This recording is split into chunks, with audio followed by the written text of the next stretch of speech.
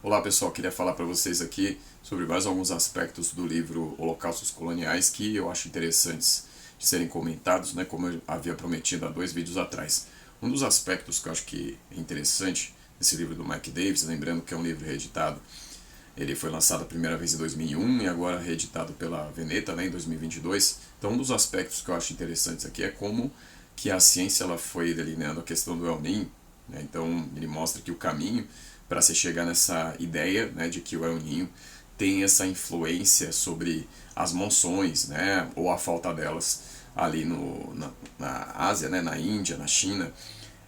Então ele mostra aqui que num certo momento do século XIX se acreditava mais que eram as manchas solares, né? Então quando você tinha as manchas solares, elas acabavam influenciando para você ter mais monções. Então quando não havia essas manchas, né, solares, você acabava tendo menos monções. Então acabava coincidindo com o período de seca, né? As manchas solares elas afetariam a questão dessa incidência do efeito do Sol aí no planeta Terra, então você teria mais chuvas no caso, né? Que são as monções ali que são características da Índia e da China, mas na Índia, né?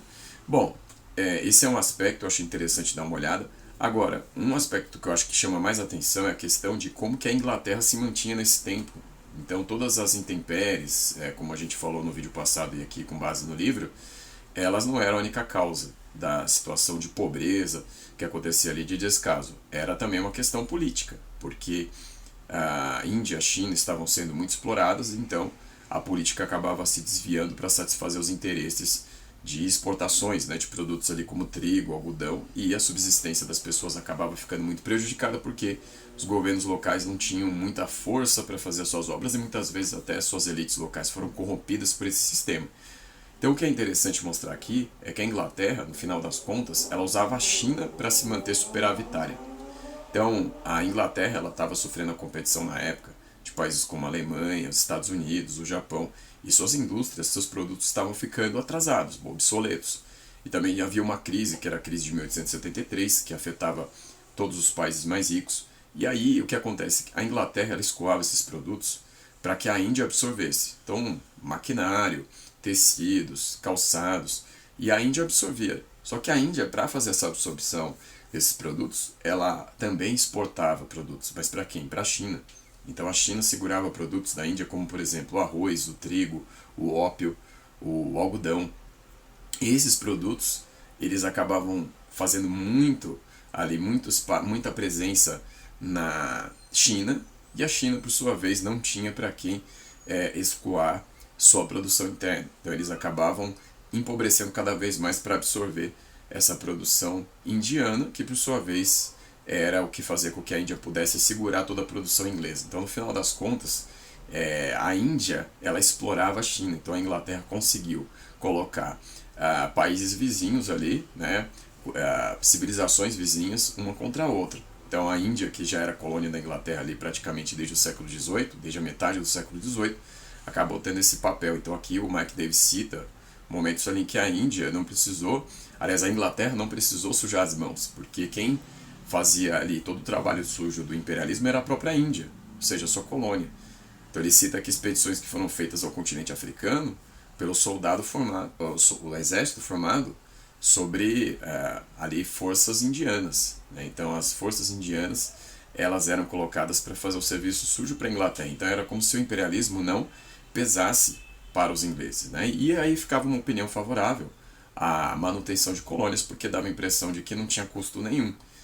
Então a Índia fazia o serviço sujo da Inglaterra, por sua vez explorando a China. E a China abraçando todo o custo e tendo toda a pobreza ali no seu território, porque, por exemplo, a dinastia Qing, que era a dinastia reinante, que vai ser reinante até o começo do século XX, ela acabava tendo ali como uma das suas prioridades acabar segurando todo esse sistema, né, principalmente quando ela era atacada por rebeliões internas. Então isso aí vai dar um gancho para a gente falar, por exemplo, de como que eram feitas as prioridades nesse momento. Então, por exemplo, a dinastia Qing, ela acabava enfrentando muitas revoltas internas aí no seu país, né? E aí o que que acontecia? Problemas como irrigação. Ele vai citar muito aqui a questão do Rio Amarelo, que vai dar muitos problemas, porque quando se construíam diques, às vezes eles não eram fortes o suficiente para segurar a força do rio, e então eles se rompiam. Então isso gerava problemas de alagamento para vários camponeses que se acostumavam a plantar em lugares em onde eles achavam que o rio não passaria mais. De repente se rompiam os diques, as barreiras, e aí levava tudo embora, milhares e milhares de pessoas morriam aí levadas pelo rio, pela força, né, da correnteza do rio, e plantações também eram levadas embora. Então, assim, a dinastia Qing, ela, nesse momento tão conturbado, em que você tem a presença estrangeira, ela não vai ter força para poder corresponder aos interesses do seu próprio país. E ali vai ter muitas denúncias também dos movimentos populares que lutam contra a dinastia Qing, de que ela realmente também se deixou levar por esse imperialismo britânico. Então, muitas vezes, seus funcionários eram acusados de corrupção. E aí, pessoal, isso marca ali esses interesses, né, que vão dominando a China cada vez mais, e ela vai ser um país que vai não ser uma colônia assim formal, mas praticamente era ali colocada como uma colônia informal. Era o mesmo caso do Nordeste do Brasil. Então, o Nordeste do Brasil ele coloca aqui como uma colônia informal. Né? Então, quer dizer, o Brasil não era uma colônia, o Nordeste não era uma colônia da Inglaterra, mas era uma colônia informal, porque toda a questão dali da exportação de produtos como açúcar e algodão eram sempre favoráveis à Inglaterra. Então, quando isso entra em decadência, o que vai acontecer é que o Nordeste ele tinha sido privado de qualquer outra alternativa para poder ter a sua sobrevivência. Né? Então, assim, a mão de obra barata vai ser o grande cerne ali da questão. Por quê? Porque quando você tem um rebaixamento de vida dessas populações do Nordeste, vai acontecer que isso contribui para que a força de trabalho ela seja mantida num patamar muito baixo. Então, quando ele cita o Brasil aqui nesse livro, ele fala o seguinte, que apesar de toda a prosperidade que havia por causa do café no Sudeste, a mão de obra no geral no Brasil não crescia no seu valor porque o Nordeste acabava segurando muito. Né? A miséria era tão grande no Nordeste que ela segurava esse desenvolvimento que havia no Sudeste. Né? Então, você tinha aí essa necessidade de haver ali toda essa miséria, vamos dizer assim, porque segurava o valor da força de trabalho. Então, é como ele vai enxergar essa situação no Brasil. Então, assim, pessoal, são muitos aspectos interessantes aqui de se notar, né? Muito importantes, porque tudo isso daí era disfarçado fora, né, desses lugares com aquela ideia do livre mercado. Né? Então, as elites da Inglaterra acreditavam que a Índia estava prosperando, né, que agora tinha novas oportunidades devido ao livre mercado, mas o que ele faz aqui? Ele está examinando com uma lupa, né, vamos dizer assim, para ver como que esse sistema funcionava na prática, né, e todas as culturas de subsistência, de alimentação própria que essas populações criavam foram destruídos porque cada vez mais foram obrigadas a plantar seus produtos, não mais os seus próprios produtos, mas os produtos que interessavam para esse mercado externo. Então, repetindo, produtos aí como índigo, arroz, trigo, algodão, então todos os produtos ali que eram mandados para fora.